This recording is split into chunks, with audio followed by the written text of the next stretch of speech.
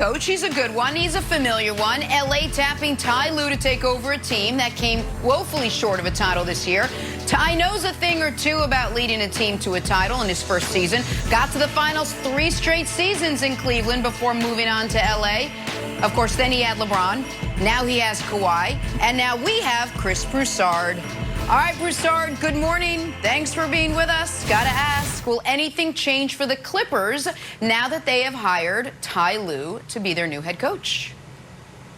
Absolutely. Look, whoever they had hired, if Kawhi Leonard, Paul George, and those other players who will be back have competitive bones in their body, they were going to come back humbled and motivated to redeem themselves. They were the biggest disappointment of the season. So they got to come back as competitors, more humble, ready to work harder, ready to develop more chemistry. Kawhi's got to do away with at least some of the load management. So I think that's a plus. But then let's bring in Ty Lue. One thing I consistently heard about Doc Rivers was that he would not hold his stars accountable. And that rubbed the other players the wrong way and disrupted the chemistry.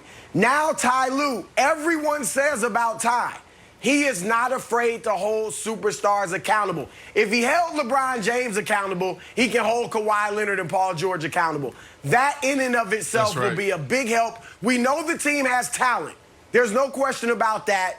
I think this is a good move for the Clippers. I'm not ready to make a prediction yet, but I think they'll be better this year than they were last year.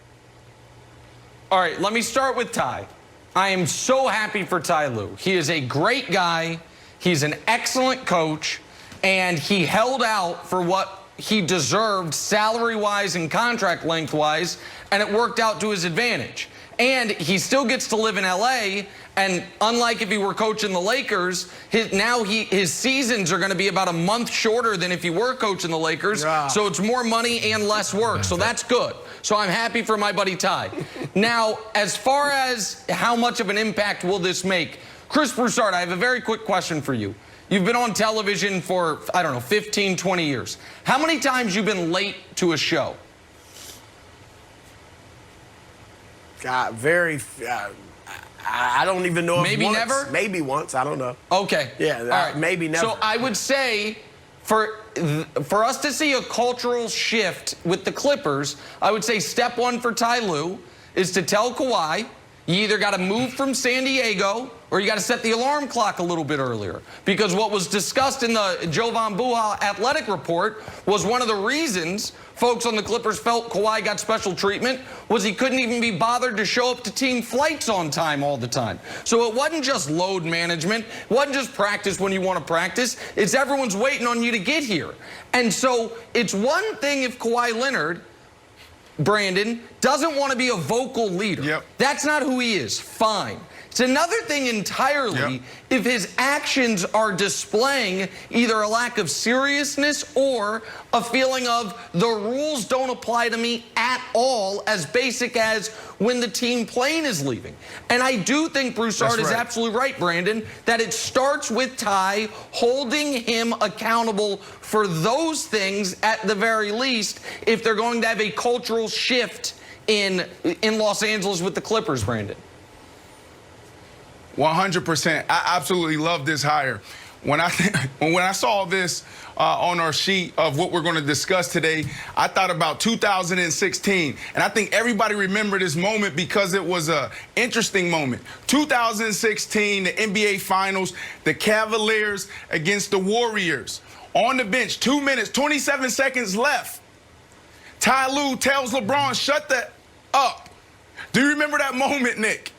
So when you talk about holding your players accountable, like Ty Lue was able to do that with LeBron. So when you think about Kawhi and whether it's moved from San Diego and back to L.A. and set your alarm or, you know, maybe we need to push you a little bit more. There's nobody that's more comfortable doing that outside of Ty Lue. They went in a locker room in that game. And it was the same conversation. LeBron James is going around to Damon Jones and then his teammate James Jones, and Ty Lue comes back out and says, shut up. This is my team. And they go on to win it.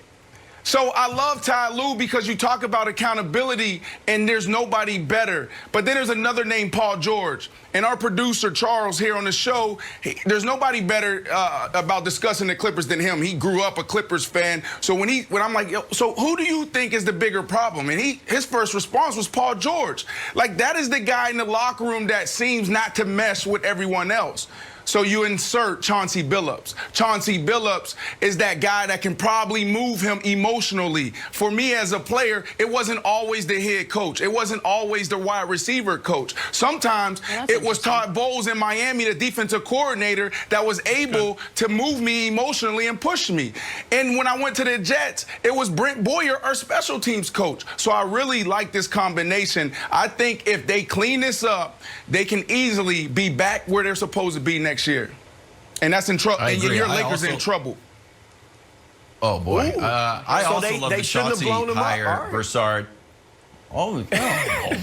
Yes. But Broussard, I don't think they need a full demolition, because if they did, I think Ty Lue would have gone and joined the Pelicans with David Griffin. I think he looked at it and said, like, you know what? We just need a slight remodeling. We need to move 10%, and I think I can do it just like I did it with the Cavs. I think the Chauncey hire, it didn't get the big headline, but I think it's a very important hire. Like, I got to work with Chauncey a lot at NBA Countdown.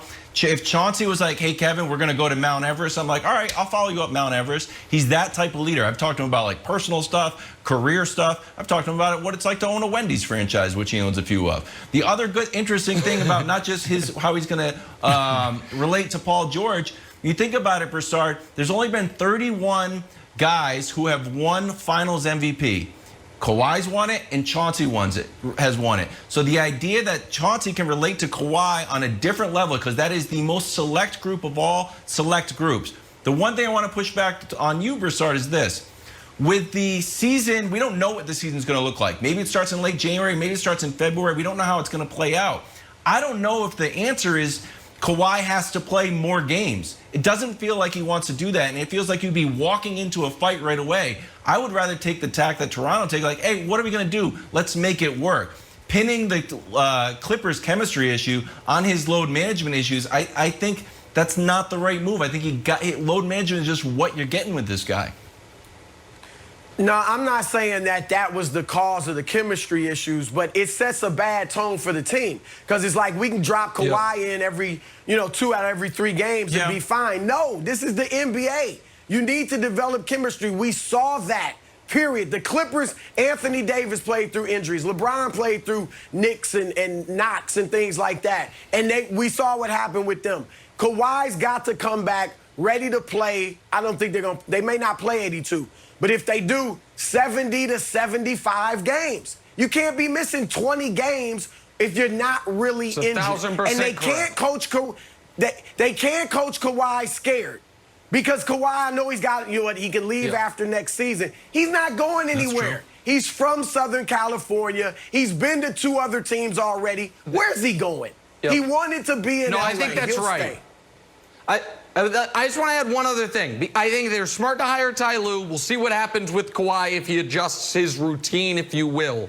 But if all of that goes perfectly, if the Clippers do not get bigger, they are drawing dead against the Lakers. This was forgotten in them blowing a 3-1 lead to the Nuggets. But with Anthony Davis playing at this level, with the Lakers having this much size, the Clippers roster, as currently constituted, Jenna, is inherently flawed. And that, no matter who the coach is, unless they address some rim protection, they've got no shot whatsoever. So this is a good first step, but the roster needs to be retooled somewhat as well, Jenna. All right, well, Ty Lue having to talk to Kawhi is like Kramer having to fire Raquel Welch, if no one sees that parallel. Other big news in the NBA, Daryl Morey stepping down yesterday as the Rockets general manager after 13 seasons in charge. Houston now needing a general manager and a head coach. So, Nick, you interested? No. What do you make of the Morey era in Houston? Listen, they never quite got over the hump But here are some facts about Daryl Morey. Daryl Morey, since they acquired James Harden, the Rockets made the playoffs every single season. They are the only team in the NBA to make the playoffs every single season over that span. Also, during the KD Warriors run, there was only one team to take the healthy Warriors to at least a Game 6. And that was the Houston Rockets. We're up 3-2 in that series until Chris Paul pulled his hamstring, and they end up losing the series. He did not ultimately